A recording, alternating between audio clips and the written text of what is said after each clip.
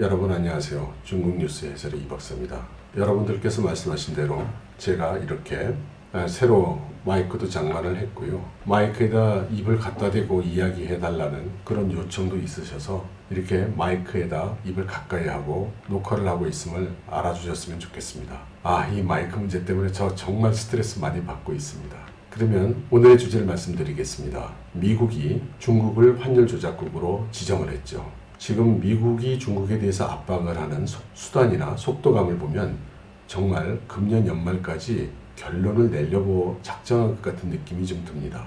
어쨌든 미국은 중국을 환율 조작국으로 지정을 함으로써 중국을 제재할 수 있는 또 하나의 근거를 마련을 한 것이죠. 그리고 몇 달 전에 이미 준비한 바 있는 환율 조작국에 대한 상계 관세, 이것도 다 준비가 되어 있죠. 상계 관세를 부과한다면 중국이 아무리 환율을 절하시켜도 미국에 들어올 때 관세가 그만큼 더 붙게 되니까 소용이 없게 되죠.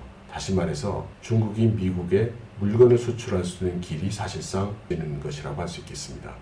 지난 8월 4일에 피터 나바로가 한 매체와의 인터뷰에서 중국이 잘못하고 있는 것 7가지를 열거를 했습니다. 말하자면 중국의 7거지약 같은 거죠. 여러분들께 읽어드리겠습니다. 다 한 번쯤은 들어보셨을 내용이실 텐데요. 첫째, 중국은 우리 지재권을 침탈했다. 둘째, 중국은 중국에 진입한 우리 기업에게 기술 이전을 강요했다. 셋째, 중국은 우리의 정보 시스템을 해킹하고 있다. 넷째, 중국은 미국에서 덤핑을 해서 미국 기업들을 도산시키고 있다. 다섯째, 중국은 자국 기업에게 보조금을 지급하고 있다. 여섯째, 중국은 불량약품인 수타민을 미국에 공급해서 인명을 해치고 있다. 일곱 번째, 중국은 환율을 조작하고 있다. 바로 환율을 7거지약의 7번째 죄목으로 든 것이죠.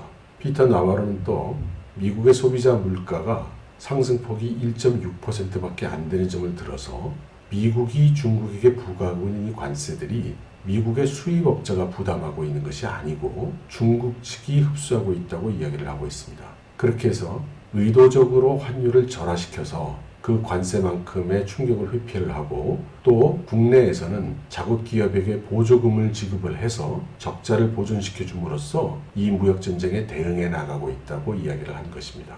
다른 것은 몰라도 소비자 물가가 얼마 오르지 않은 것은 사실이니까 상당한 정도의 흡수를 중국 쪽에서 하고 있는 것만큼은 틀림없을 것 같습니다.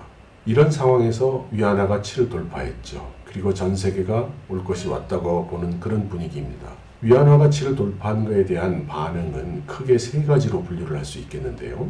먼저 중국 정부 입장은 이번 위안화의 7 돌파는 중앙은행이 정책 수단을 시험 운영하는 과정이고 모든 것이 잘 통제되어 있고 놀랄 거 없다, 이렇게 이야기하고 있습니다.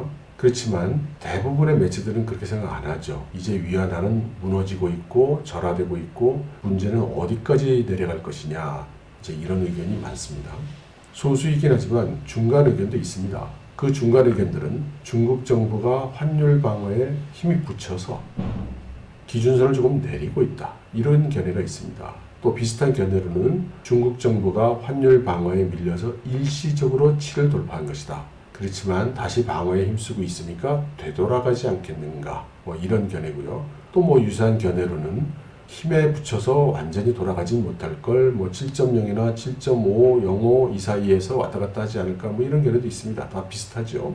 그렇지만 대세는 중국 정부가 뭐라고 하든 별로들 신경들을 안 쓰시는 것 같고 어디까지 내려가느냐에 주로 관심이 있는 것 같습니다. 그렇다고는 해도 중국 정부는 어떻게 이야기하고 있는지 한번 확인해 둘 필요는 있겠죠. 중국 정부가 중앙은행인 인민은행 명의로 발표한 입장이 있습니다. 그걸 보시면 지금 화면에 흐를 텐데요. 중국어로 되어 있습니다만 사실 핵심된 내용은 그렇게 많지 않습니다. 제가 요지만 번역을 해드리면 외부 요인에 의해서 중국의 환율이 어느 정도 영향을 받았고, 그렇지만 중국 정부는 G20 합의를 준수해서 환율 변동을 시장에 맡겨왔고 경쟁식의 절하는 하지 않았다. 그러니까 이것은 자연적인 시장 메커니즘의 결과라는 의미겠죠. 또 인민은행은 위안화가 합리적인 균형상에 안정적으로 유지될 수 있도록 노력해왔다. 현재 위안화는 적당한 수준이며 최근 외부 불확실성의 영향을 받아서 다소 변동은 있으나 인민은행은 안정적으로 외환시장을 운영할 수 있고 환율은 합리적인 수준에서 기본적으로 안정을 유지할 것이다. 이렇게 이야기를 했습니다. 이리저리 말을 둘러서 하고 있어서 정확히 무슨 뜻인지 잘 모르겠는데요. 아마도 지금 환율이 시장 메커니즘에 의해서 도달한 환율이고 인민은행은 이 환율을 안정적으로 유지하겠다. 그런 정도의 의미가 아닌가 싶습니다. 만약 그렇게 생각한다면 7.05 플러스 마이너스 정도에서 인민은행이 환율을 유지시킬 것이다. 적어도 인민은행의 의지는 그러하다. 이렇게 볼 수도 있겠습니다. 그런데 제가 제대로 인민은행이 하고 싶어하는 말을 이해한 것인지는 자신이 좀 없네요. 그리고 제가 인민은행의 말을 어떻게 해석하느냐는 별로 중요하지 않아 보이고 또 대부분의 시장 주체들도 중국의 인민은행이 뭐라고 하는지는 별로 신경을 안 쓰는 것 같습니다. 그래서 대부분의 전문가들이 위안화가 어디까지 절하될 것이냐를 놓고 의견이 분분한데요. 그러한 여러 가지 전문적인 분석도 있겠지만 가장 간단하고 알기 쉬운 분석을 한두 가지 여러분들과 함께 공유를 해보겠습니다. 하나는 중국이 미국의 관세를 흡수한다는 가정으로 하는 추정입니다. 작년도 4월 3일부터 금년 8월 2일까지 위안화가 약 11% 정도 절하되었다고 하네요. 중국의 대미 수출 금액을 연간 한 5천억 달러로 잡아보면 11% 절하됐다는 것은 약 550억 달러 정도를 위안화 절하로 흡수했다는 뜻이 됩니다. 그런데 미국의 징벌적 관세의 규모는 이번 것까지 하면 925억 달러 수준이 되니까 여태까지 절하했던 효과 550억 달러보다 거의 2배 가까운 규모가 되는 것이죠. 그래서 이 925억 달러 규모를 위안화의 절하를 통해서 흡수한다는 전제로 계산을 해보면 사칙연산인데요. 7.4418 위안 정도가 나온다고 합니다. 그렇다면 지금보다는 좀 더 내려가서 7.4, 7.5 정도까지 내려가지 않겠는가라고 본다는 것이죠. 이것과는 다른 측면에서 간단하게 한번 추정을 해보는 사례도 있습니다. 과거 몇 년 전에 EU에 있는 몇 개 나라가 국가 재무의 문제에 도달한 적이 있습니다. 여러분들 기억하실지 모르겠는데 그리스 재정이 파탄이 나서 기업들이 망하고 사람들은 직업이 없어서 다른 나라로 일하러 가고 이런 뉴스 들으셨던 그런 기억이 있으실 겁니다. 그때 당시에 유로가 절하됐었습니다. 그 절하된 폭이 약 30% 정도였다고 하네요. 지금의 중국의 상황은 당시 EU 전체 상황을 놓고 말하면 훨씬 더 심각하다고 보겠지만 당시에 유로에 절하됐던 정도까지만 절하된다고 중국에게 유리하게 생각을 해봐 주었을 때 30% 정도 더 절하되는 거니까 현재 7 정도에서 30%가 더 절하되면 9 정도는 간다는 뜻입니다. 그러면 위안화가 지금 7.1 정도에서 멈추는 게 아니라 7.45 정도에서 멈추는 게 아니라 8을 넘어 8.5, 9까지 간다는 그런 것을 시사하는 것이죠.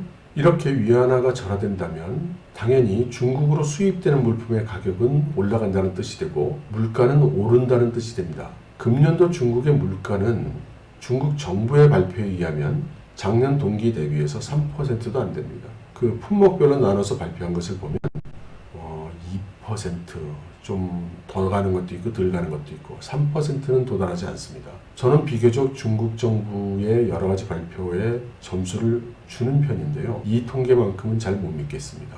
화교권에서는 중국의 금년도 물가가 적게는 10%, 많게는 20% 정도는 올랐다고 그렇게 보고 있습니다. 여러분들이 좋아하시는 대만의 이코노미스트 오가룡은 미중 간의 갈등이 무역전, 하이테크전, 여기서 금융전으로 지금 돌입하는 단계라고 이렇게 이야기를 하고요. 이것은 미국이 의도적으로 중국의 경제 성장 동력 4가지를 꺾고 있기 때문이라고 이야기를 합니다. 중국의 경제 성장 동력이라고 이야기하고 있는 것을 보면 첫째는 수출입니다. 그 수출의 가장 큰 부분이 미국으로 가는 것이니까 관세를 부과해서 미국 시장으로 팔지 못하게 하고 있다는 것이고요.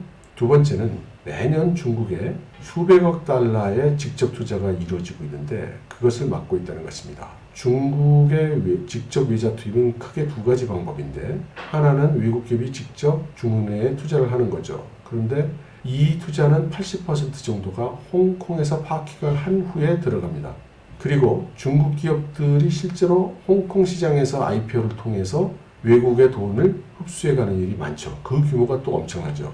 미국은 바로 이 외자의 직접 투자의 길을 지금 막고 있다는 것입니다. 세 번째로 중국은 WTO에 가입하면서 대폭적인 수출 신장을 이루었죠. 그래서 미국은 개발도상국가 지위를 박탈을 해서 그동안 중국이 향유해온 WTO의 베네핏을 못 향유하도록 그렇게 막는다는 것입니다. 네 번째로 중국 경제 성장의 동력은 신기술, 하이텍을 끊임없이 외국으로부터 도입해오는 것인데 이 도입하는 방법으로 사용되고 있는 지적재산권 침탈을 막고 강제적 기술 이전도 금지시키고 미국 정보 시스템에 해킹하는 것도 막아내고 그리고 국내 기업에 대한 보조금 중지도 요구를 해서 원천적으로 경제구조 변경을 통해서 중국 기업들의 새로운 기술 확보 채널을 막고 있다는 것입니다. 그렇게 해서 중국 제조 2025 같은 것들을 원천 봉쇄한다는 것이죠. 오가령은 그래서 이번 위안화의 환율 절하는 절하될 것이냐 막을 것이냐 이런 문제가 아니고 틀림없이 절하돼서 내려가는데 어디까지 내려갈 것이냐가 문제다 이렇게 이야기를 하고 있습니다. 중국 중앙은행인 인민은행이 열심히 방어를 할 텐데 이 인민은행의 방어선이 어디냐 이것을 시장이 끊임없이 테스트할 거라고 하고 있습니다. 결국 시장이 생각하는 시장의 자연균형점 그리고 인민은행이 인위적으로 방어하는 방어선 이 두 라인 간의 전쟁이 되겠죠. 현재 중국의 외환 보유고 중에 미달러 보유 비율이 적은 것도 문제입니다. 지금 중국은 지속적으로 미달러를 줄여왔는데요. 2014년에 이미 58% 수준으로 감소를 했습니다. 국제적인 평균이 65%인 것에 비하면 상당히 낮은 수준이라고 할 수가 있죠. 이것은 중국이 달러를 필요로 할 시기에 충분한 달러가 없을 수도 있다는 것을 시사하는 것입니다. 또 위안화의 절하는 중국과 경제적인 의존도가 높거나 수출에 있어서 경쟁 대상인 국가들에 있어서 그들의 화폐를 역시 똑같이 절하시킬 필요성을 증가시킵니다. 예를 들어서 우리 한국의 원화는 이미 상당 부분 절하가 되고 있죠. 대만도 마찬가지로 NT의 절하가 피할 수 없을 것입니다. 그렇지만 대만의 경우에는 중국에 투자했던 대만 기업들이 상당 부분은 대만으로 돌아오고 있어서 대만으로 다시 돌아오는 자본의 규모가 또 상당하기 때문에 한국으로는 돌아오지 않는 중국 내 한국 공장들과는 달리 대만 NT는 어느 정도 절하 압력을 피할 수 있을 것으로 관측을 하고 있습니다. 어찌됐거나 중국과의 경제 의존도가 높은 한국과 대만이 화폐 절하에 들어서게 되면 중국, 한국, 대만 3개국의 화폐가 절하되는 효과가 되고 그렇다면 이 3개국과 수출 경쟁 상태에 있는 베트남 등 동남아시아 국가 그리고 인도 이런 나라들도 똑같이 화폐 절하를 시도할 가능성이 높아지는 것이죠. 이렇게 해서 각국이 화폐 절하의 악순환을 시작한다고 하게 되면 새로운 금융위기가 도래할지도 모른다는 경고가 전문가들로부터 나오기 시작하고 있습니다. 중국의 외환시장에서 이상이 발생하면 그건 그대로 금융시장에 충격을 주고 채권시장에 충격을 주고 그리고 또 이러한 채권시장에 주는 충격은 다시 중국의 부동산 시장에 충격을 줄 것이고 중국의 부동산 시장에 충격을 주는 것은 중국의 가구 경제에 영향을 크게 줄 것이고 전반적인 중국의 경기 부진과 소득 침체로 일어날 것인데 이것은 다시 또 국제적인 금융위기를 일으킬 가능성이 높아지는 거죠. 게다가 중국의 경우에는 더 큰 위기 요인이 하나 더 있습니다. 바로 홍콩입니다. 홍콩의 상태는 지금 날로 심각해지고 있죠. 여기에 중국의 위안화 위기가 겹치면 결국 홍콩에서 대량으로 자금이 탈출할 가능성이 높아집니다. 중국에서 자금을 다시 꺼내오는 일은 좀 복잡하지만 홍콩에서 자금을 다시 뽑아오는 일은 쉽죠. 이렇게 홍콩의 외화가 탈출 러시를 타게 되면 홍콩 전체로 봤을 때 외환 준비율이 낮아지게 되고 홍콩의 외화가 충분하지 않는다는 것이 알려지면 곧바로 홍콩 달러의 폭락으로 연결될 가능성이 높습니다. 홍콩 달러가 폭락하게 되면 그건 곧바로 아시아 금융 위기의 요인이 되죠. 이런 상황을 고려해 봤을 때 오가룡은 위안화가 7을 돌파한 이상 7.5까지는 그대로 간다. 이렇게 관측을 하고 있습니다.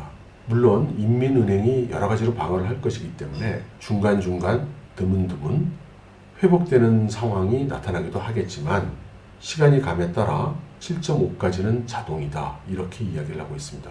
만일 미국이 관세율을 더 올리는 일이 일어난다거나 중국 정부가 홍콩을 무력 진압한다든가 이런 사건이 일어나면 그것은 더 가속이 될 것이고 위안화 절하의 폭은 더욱 커질 것이라고 이야기하고 있습니다. 또 각국이 통화를 절하할 것 같다는 생각이 퍼지면서 이런 불안 심리가 퍼지니까 리스크 회피에 대한 욕구가 많이 늘어나고 있는 것 같고 미달러 자산으로 갈아타는 일도 많아지지만 미달러 리스크에 대한 생각도 동시에 해서 엔화로 몰려가는 추세도 지금 보이고 있는 것 같습니다. 바로 그것이 엔화가 급등하고 있는 요인이 되고 있다고 이렇게 해석을 하는 것인데요. 엔화가 절상되고 있는 것은 일본에게 또 좋은 일이 아니죠. 일본의 수출 경쟁력이 또 저하될 것이니까요. 전국적으로는 일본도 엔화를 다시 절하해 나갈 수밖에 없다는 상황이 올 수가 있고 이런 상황이 도래한다면 거의 모든 아시아 국가들 중국, 일본, 한국, 대만, 홍콩, 태국, 베트남 모두 화폐 절하에 도입할 가능성이 있습니다.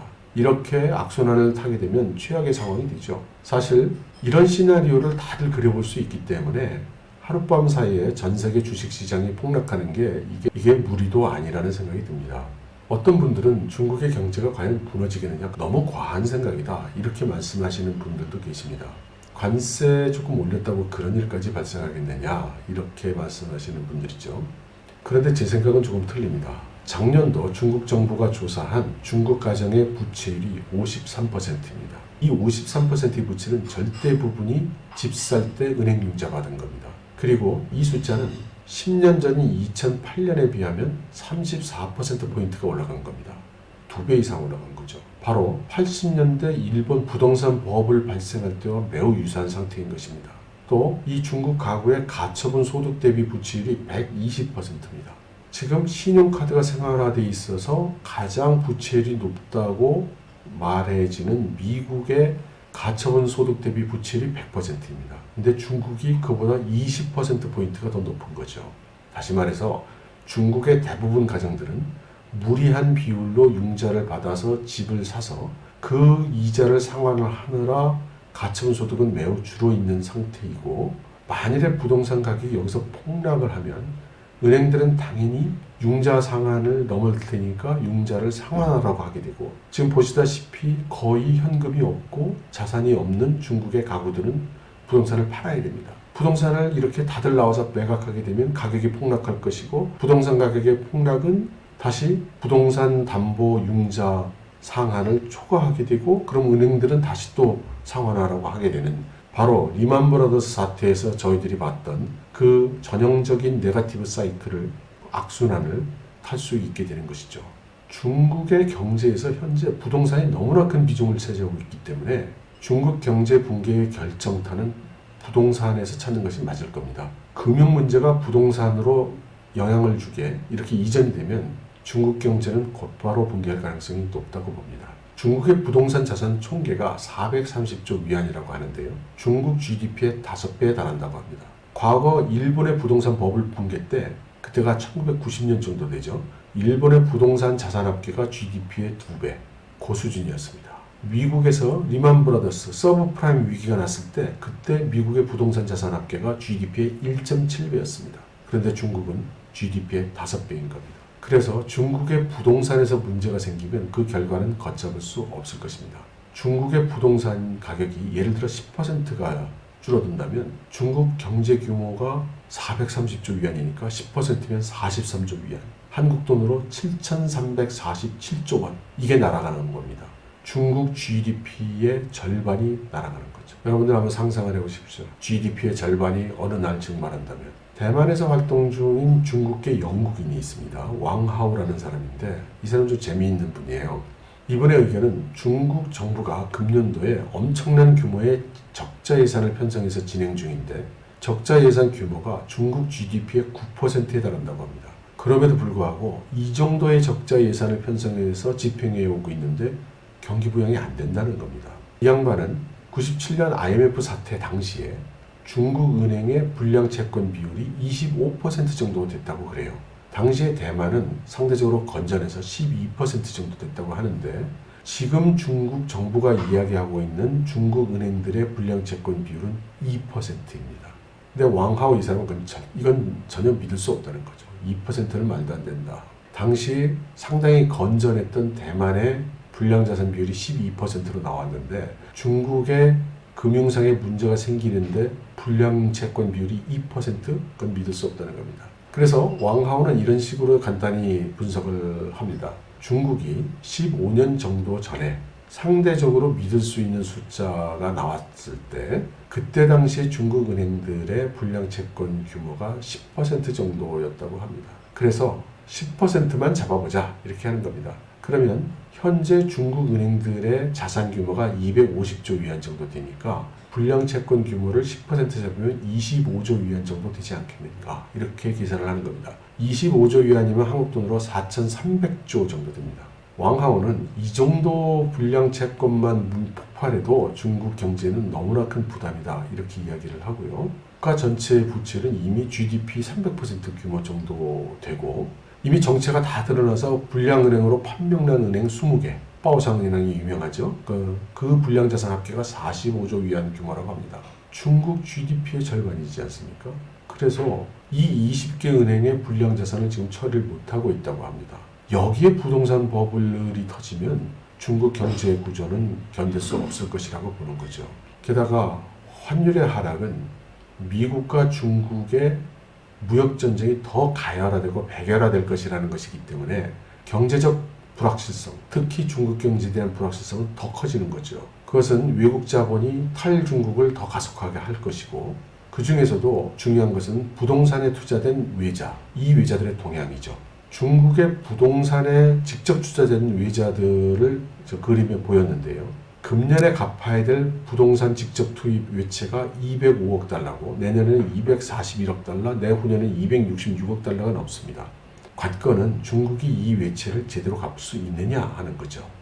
그게 또 만만치 않아 보입니다. 중국의 채권 위약률이 지금 엄청 증가하고 있거든요. 채권 위약률, 중국의 채권 위약률이라고 하면 중국의 기업들이 정식으로 중국의 은행에서 빌린 돈을 못 갚는 걸 이야기하는 겁니다. 2014년부터 2018년까지의 그래프를 보였는데요. 대략적인 그림만 보셔도 작년도에 얼마나 위약률이 늘어났는지를 아실 수 있습니다.